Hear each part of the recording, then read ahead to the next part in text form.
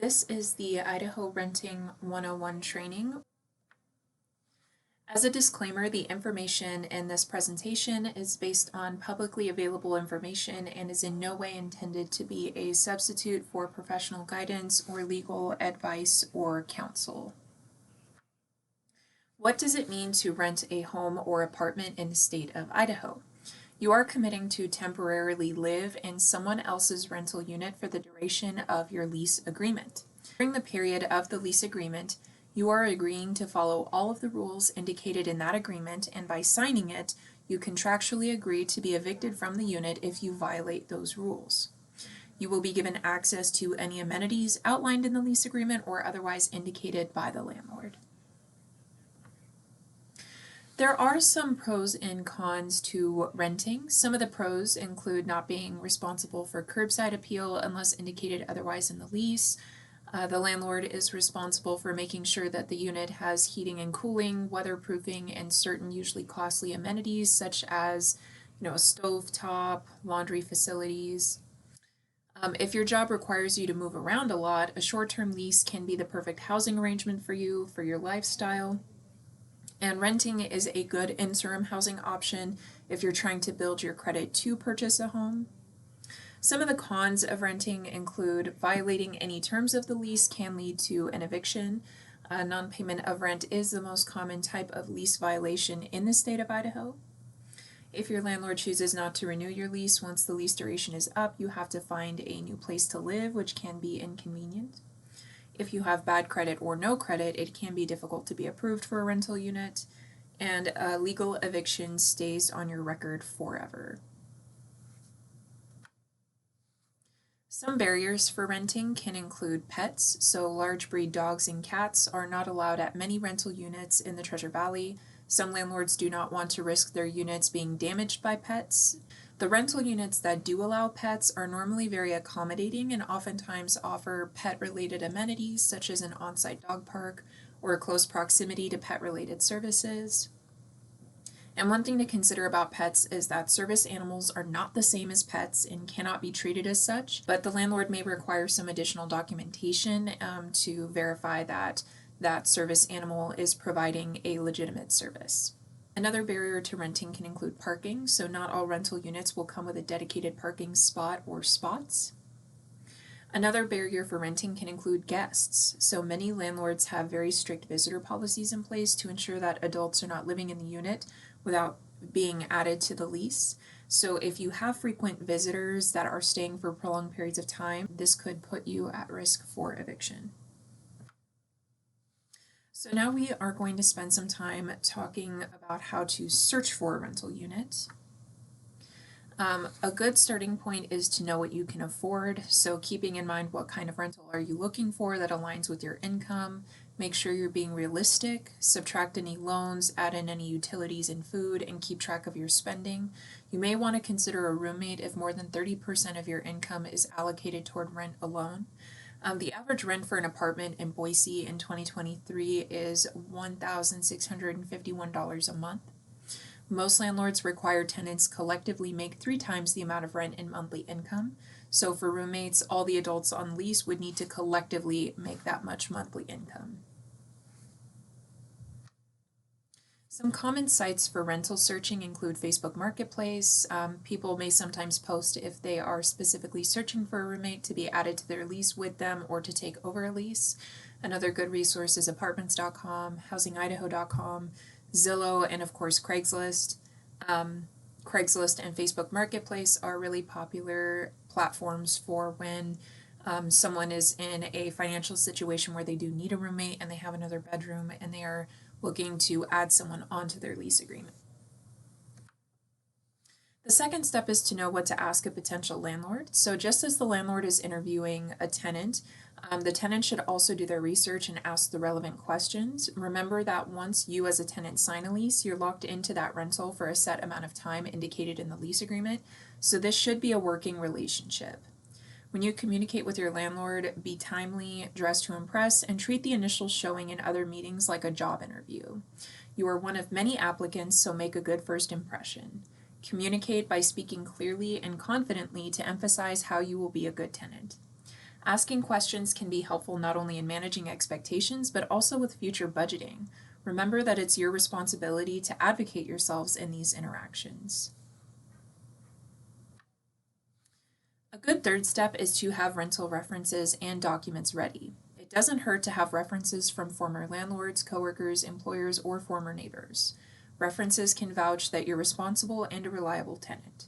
There are also things you can bring to strengthen your application, like a copy of your income tax returns to prove income history, a copy of your latest bank stubs, and a copy of your bank statements, especially if you're a first-time renter and have no rental history. You could also include a letter explaining why you have no rental history, describing your plans for the next 1 to 5 years. Most landlords will charge an application fee that will cover a credit check and sometimes a background check for every adult included on the lease.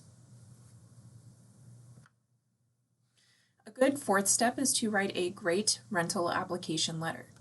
Write the landlord a few short paragraphs about who you are, what you do for a living, and perhaps the reason for your move.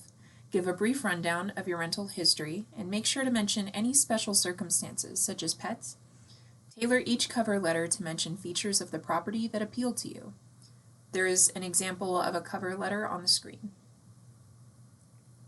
Most landlords see a lot of tenants apply for their units, so it's good to give these folks a great way to identify with you and help you stand out as a prospective tenant. A good fifth step is to complete the rental application. The more details you can provide on the application, the better. This includes copies of all your identification documents, proof of income, pay history, and proof of employment. Rental reference letters and contact information for your employer are a good idea too. Most landlords use the application fee to cover the cost of the credit check and the background check. Keep in mind that some cities may have an application fee cap, like Boise, which means landlords can only charge up to a certain amount in application fees. Not all cities have this, so be conscientious of this expense. It does add up. A good thing to consider throughout this process is honesty. Don't hide anything on your application or in your discussions.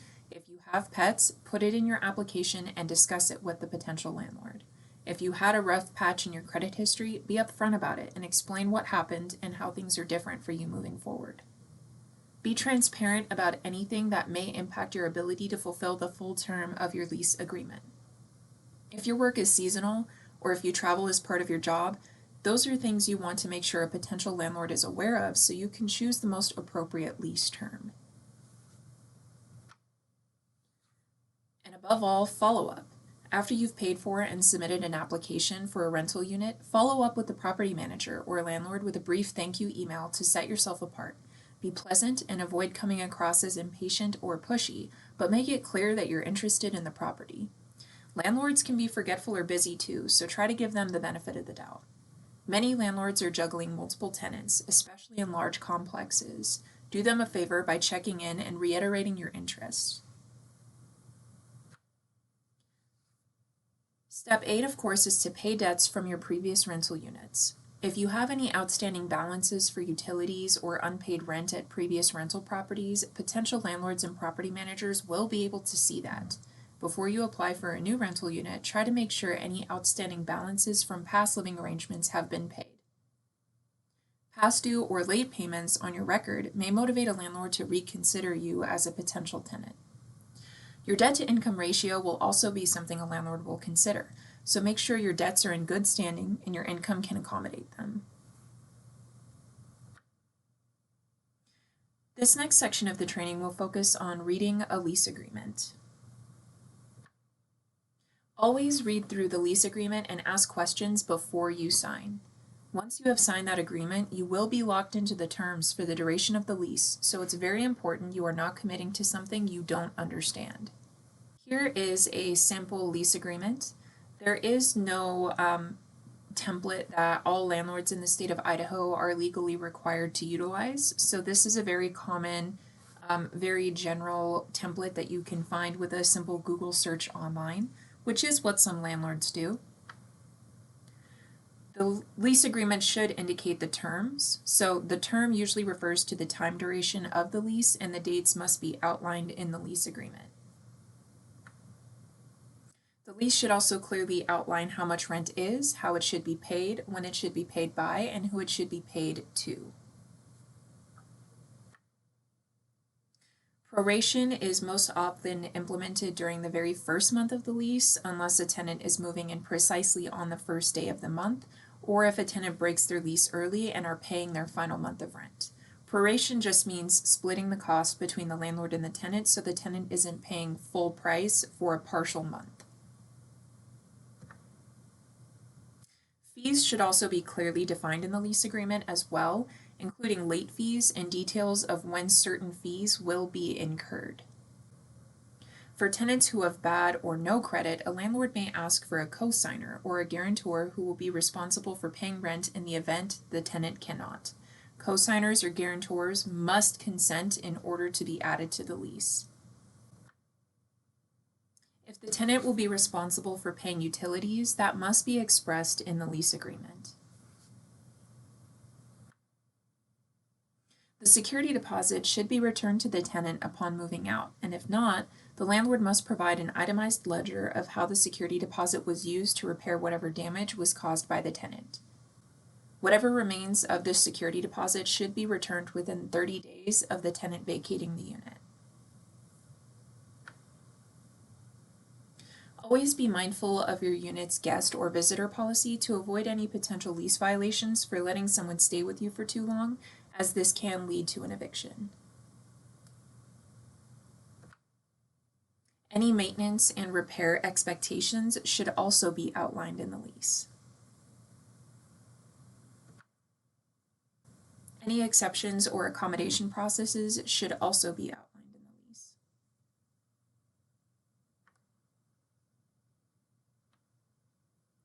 Alterations, such as painting walls or cabinetry or creating multiple holes in the walls, can lead to tenants not getting their security deposit back. Pet policies are often strictly enforced and can lead to an eviction. Service animals are not the same as pets and cannot be considered as such. If your landlord asks you to complete an inspection checklist upon moving in, don't delay. This checklist can help you get your security deposit back at the end of your lease. We will be talking more about this later. Some landlords may ask a tenant to pay for renter's insurance to cover specific types of damage, such as fire or flood. The specific parameters of the insurance should be outlined in the lease agreement. In Idaho, subletting is legal unless the lease agreement between the landlord and the original tenant expressly prohibits it. When a sublease exists, the original tenant is solely responsible for fulfilling the terms of the original lease with the landlord.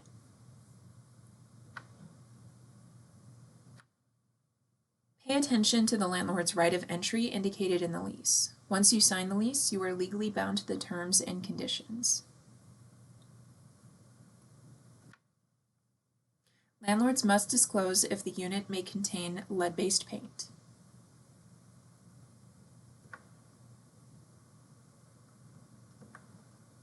Only the parties that have signed are held to this contract, and this should include any roommates. Any additional rules and regulations must be presented to the tenant at the time of the lease signing or be present within the lease itself. Here is an example of a rental inspection checklist. This inspection is what determines the damage that will be measured upon move-out, so be honest and realistic. The checklist will be filled out twice, once during move-in and again during move-out. One thing to consider is that verbal leases are legal in the state of Idaho. Just keep in mind there are risks for both parties involved. If you agree to a verbal lease agreement, make sure you maintain consistent and respectful communication. Don't be afraid to ask questions like getting permission to paint the walls or getting a pet. Always ask for a receipt when you make a payment or have some way to track when payments are made and for how much, whether that's looking at your Venmo transactions or your bank statements. Ask how the landlord will be keeping track of your payments. And also ask how the landlord plans to notify you of any rent increases. Next, we are going to be talking about living in a rental unit in the state of Idaho. What are strategies you can take to make renting more affordable? A good idea is to share costs with roommates. And a good way to do that is to set clear and respectful expectations with roommates early on, and this can help ensure that your roommate or roommates are able to fulfill the full term of the lease agreement. Another strategy is to be conscientious of utility usage, especially power. Electric plug-in heaters can be more expensive than using the unit's internal heating. If renting a house, water consumption can get expensive if you're having to water a yard. Another strategy is to do what you can to keep your monthly living expenses low by prioritizing your spending.